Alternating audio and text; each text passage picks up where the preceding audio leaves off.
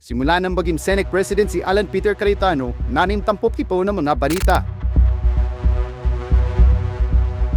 Articulate, very visible, mabilis sumagot, inanam sa papanihan ni Cayetano. Pero napasinbim ng ilang netizen ang anilay narcissistic behavior nito. Kayo po sa minority, mas importante sa inyo ang 2028, mas importante sa inyo ang Senate presidency, kaso sa buhay ng mga kasamahan nyo. O sige, tanggapin ko na yun. Tanggapin ko na kung meron utak pulbura, meron din utak politiko. Ayon do pa sa isang mga doktor, board sa labis na pagkahumaling sa sarili, ubari rin na isang narcissist ang isisisay ba ang kanyang kasalanan o mali. During my watch, hindi nyo natibag ang Senado. Manipulative, arubante at mapanlahi ang narcissistic.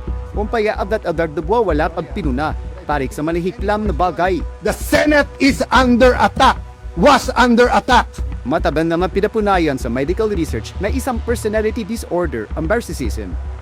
Kaya mahalaga umano malaman ang mamasimpa mas ugaling mapikita rito. Exploitative and takes advantage of others. Ito yung makikipag-close sa'yo, hindi dahil gusto kanyang maging kaibigan, kundi dahil alam niyang magagamit kanya para umangat siya. Lacks empathy and is unwilling to identify with the needs of others. Hindi sila marunong ilagay yung sarili nila sa sitwasyon ng iba. Wala silang pake kung may sakit ka, kung namatayan ka ng nanay, o kung hirap na hirap ka na sa trabaho. Wala silang pake sa'yo unless magbe-benefit sila sa'yo.